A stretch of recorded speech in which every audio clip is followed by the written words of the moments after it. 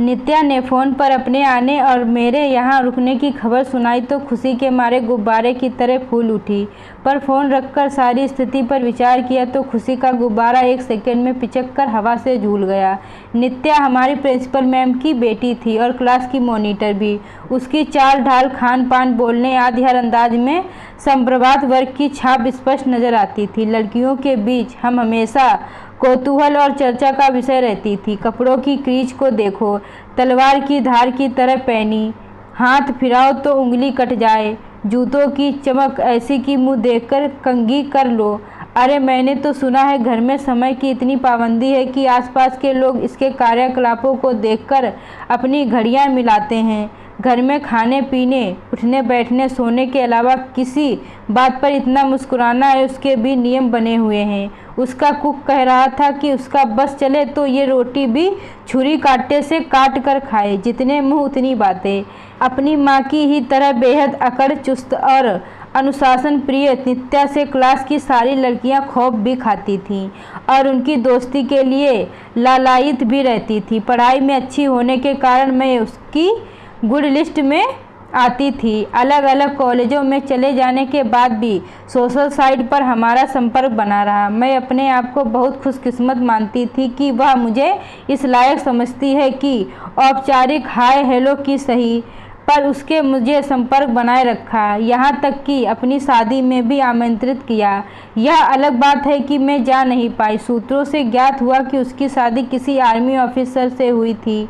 राम मिलाई जोड़ी कहकर मैंने गहरी सांस भरी थी। उसके कुछ समय बाद मेरी भी शादी तय हो गई थी, लेकिन मैंने न जाने क्या सोचकर उसे कार्ड नहीं भेजा था। फिर भी उसके सोशल साइट पर मुझे बिना किसी शिकायत के बधाई प्रेषित की थी। आज मैं समझ पा रही थी कि मैंने उसे कार्ड क्यों नहीं भेजा था। दरअसल आज ही की तरह तब भी मैं उसे सावंत से मिलवाने में कतरा रही थी। सावंत मेरे पति दिल में बहुत अच्छे होते हुए भी जरा देसी टाइप के हैं। कहीं भी पांव पसार कर बैठ जाना, हो करके पूरा मुंह फाड़कर हंसना, बात बात में चुटकुले सुनाना, हंसी मजाक करना, कुछ भी पहन लेना, कहीं भी कुछ भी खा पी लेना जैसी उनकी आदतों में यदि कईयों को सादा जीवन उच्च विचार दिखाई देता है तो कुछ क्लासी लोगों को फूतड़ा और गंवारापन नजर आता है। और नित्या की गणना में निस्संदेह उन क्लासी लोगों में ही करना पसंद करूंगी। क्या बात है, जाने मन किसका फ़ोन था जिसे सुनते ही तुम इतनी गहरी सोच में डूब गई हो? कोई पुराना आशिक? आदत से मजबूर सावंत हंसी मजाक का कोई मौका नहीं छोड़ते थे।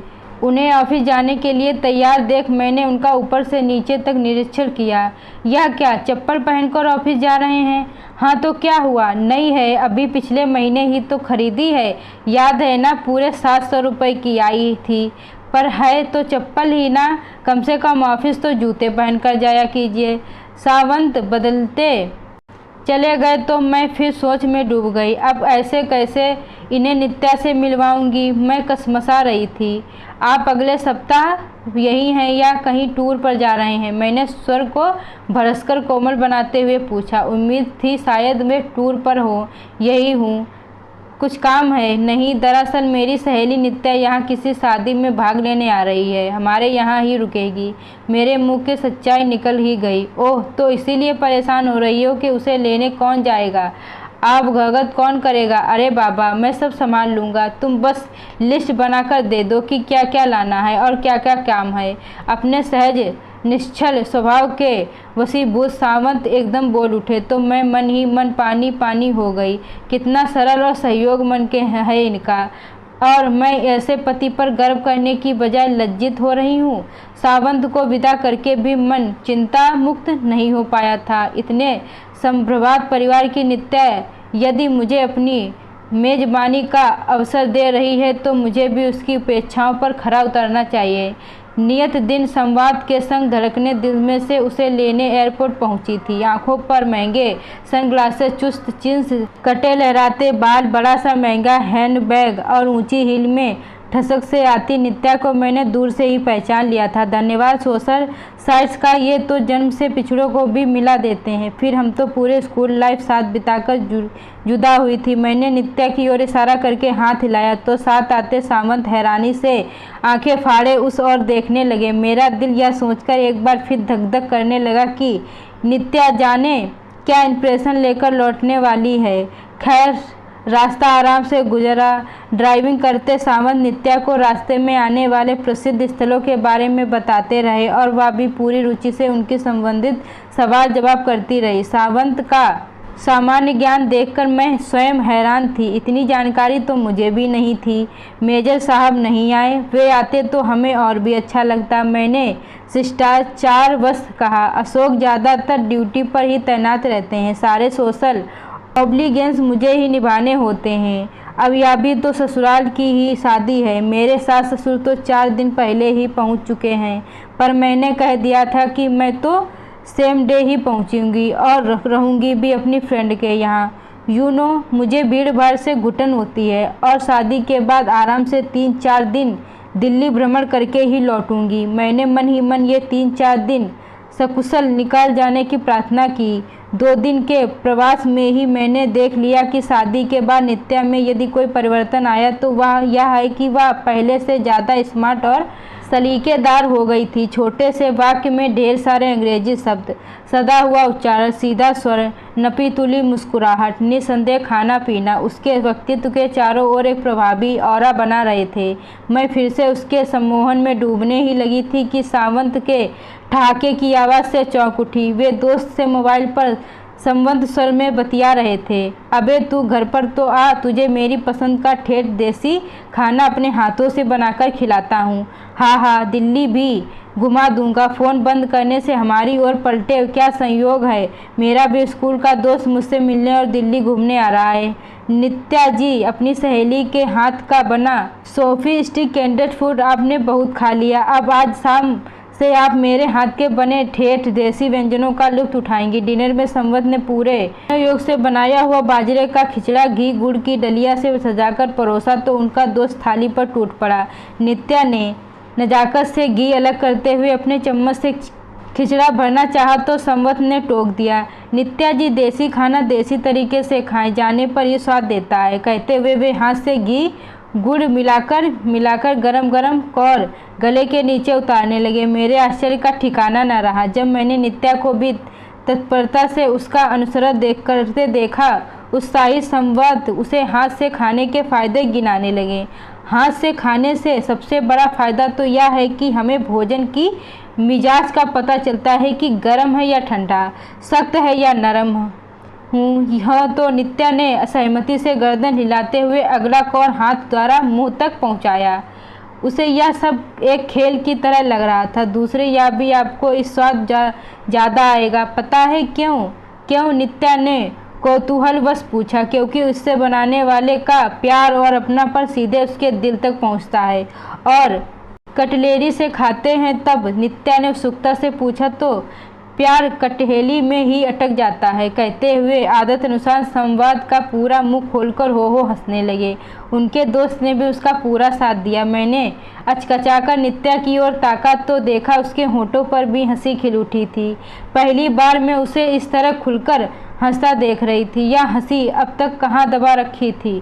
तुम हंसते हुए बेहद खूबसूरत लगती हो, मेरे मुंह से बरस पर ही निकल गया था। नित्या लजा गई थी। तब से मैंने गौर किया कि वह सावंत के साथ खिलखिलाकर हंसने का कोई भी मौका नहीं छोड़ती थी। दोनों में मानो होड़ सी लग गई थी कि कौन कितने जोर से हंसता है। और गगन, सावंत का दोस्त ऐसा हर पल बड़ी तत्परता से अपने कैमरे में कैद कर लेता। अगले 2 ही दिनों में सावंत ने सोहगरा रबड़ी बाटी जाने क्या क्या बना डाला था और नित्या सहित सभी से चटकारे लेकर खाया था। वे सोने के दिन और चांदी जाते थी। मुझे एक नई ही नित्या देखने को मिली थी। हम चारों पूरे दिल्ली की सड़कें नापते रहते, जी खोलकर मस्ती करते, चुटकुला सुनाते, फिर पेट पलटकर फुटपाथ पर ही हंसते खेलते ढेर जाते। कपड़े झाड़कर उठते फिर चल पड़ते। कभी सड़क किनारे किसी ठेले से गोलगप्पे और चाट खाते, सड़क किनारे बैठे लोगों से मोल भाव कर सामान खरीदते। एक दिन तो घूमने जाते वक्त नित्या ने ज़बरदस्ती मुझे अपनी जींस टी शर्ट पहना दी। नए अवतार में मुझे देखकर सावंत ने मुंह गोल करके सीटी मारी तो नित्या चिहुक उठी थी, मेरे जाने से पहले मुझे यह सीटी बजाना जरूर सिखा देना। सावंत उस दिन फुल मस्ती के मूड में आ गए थे। पूरे रास्ते में हमें ठेस देहाती लहजे में देहात के चटपटे किस्से सुनाते रहे। नित्या खोद खोद कर उनका मतलब पूछती और फिर हंसते हंसते सीट पर दोहरी हो जाती। कई बार तो वह बिना किसी विशेष बात के ही ताली पीट पीट कर इतनी जोर से हंसती कि हम तीनों परस्पर मुंह ताकने लगते कि यह बिन बदरा बरसात क्यों। सावंत के से किस्से सुनकर उनके मन में देहांत जाने प्रबल उत्साह जाग उठी थी। यूरोप अमेरिका घूम चुकी नित्या की ऐसी आकांक्षा मेरे लिए कौतुक की बात थी। आप अगली बार जब भी आएंगी हम निश्चित रूप से आपको अपने गांव ले जाएंगे, सावंत ने वादा किया। लौटते समय मैंने देखा नित्या कुछ उदास सी हो गई थी। घर लौटते ही थकान के बावजूद सावंत हमेशा की तरह अपना आज का डिनर मेनू के सांगरी तैयार करने रसोई में घुस गए थे। गगन भी उनकी मदद करने रसोई में पहुंच चुका था। हमेशा तो सीखने के बहाने में और नित्या भी रसोई में पहुंच जाते थे, पर आज वह खिड़की के पास जाकर बैठ गई तो मुझसे रहा नहीं गया। घर की याद सता रही है। अब कल तो जा ही रही हूँ, इसीलिए तो उदास हूँ। घर के मायने तो यहाँ आकर समझी हूँ। अपनापन हो, प्यार हो, साझा भाव हो, वह चार दीवारी ही घर कहलाने लायक हो सकती है। जहाँ इंसान को बोलने से पहले 10 बार सोचना पड़े, खाने से पहले टेबल कुर्सी नैपकिन छुरी कांटे आदि अस्त्र शस्त्र से लैस होना पड़े, हर वक्त एटिकेट्स का ध्यान रखना पड़े, वो घर कहाँ, वो तो कैद खाना हुआ ना। मैंने तो बचपन से जो सख्ती अनुशासन अदब कायदे अपने घर में देखे, शादी के बाद भी वही ससुराल में देखे। अभिजात्य वर्ग का मुखौटा लगाकर जिंदगी जीते जीते मैं तो भूल ही गई थी कि मुखौटे के नीचे मेरा अपना कोई असली चेहरा भी है। मेरा असली चेहरा तो मुझे यहाँ तुम लोगों के बीच देखने को मिला। नित्या गगन द्वारा खींची अपनी हंसती हुई फोटो मोबाइल में दिखाने लगी। जानती हो मैं इतना क्यों हंस रही हूँ? अंदर जब कुछ पिघलता है ना तो वो या तो उत्सुकता मुख हंसी के द्वार में फूटता है या आंसुओं के रूप में। मैं तुम सभी को अपने यहाँ आने का निमंत्रण जरूर देती, पर मैं जानती हूँ ना तो वे लोग तुम लोगों को इतने खुले दिल और अपनेपन से अपनाएंगे और ना तुम लोगों को वहाँ सहज महसूस कर पाओगे। फिर भी एक फेवर चाहती हूँ तुमसे।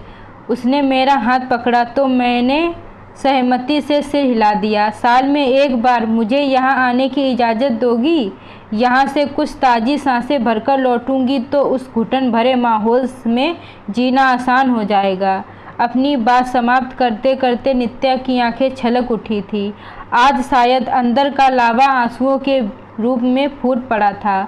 रसोई से बाहर आते सावंत बिना बताए ही सारा माजरा भाप चुके थे। माहौल को हल्का बनाने की गरज से वे बोल उठे, नित्या मैडम, बस आज और आपको इस बंदे और उसकी डिश को झेलना पड़ेगा। नित्या खिलखिला उठी तो मेरे दिल में सावंत के लिए अनगिनत जल तरंगे लहराने लगे। मन किया उन्हें चूम लूं और एकांत मिलते ही मैंने ऐसा कर भी डाला। प्रसन्नता से सावंत के चेहरे पर प्रश्नवाचक सामूहिक भरी मुस्कान थी। यह बिन बदरा बरसात के। दोस्तों, आप लोगों को कहानी अच्छी लगी हो तो वीडियो को लाइक करें, चैनल को सब्सक्राइब करना ना भूलें।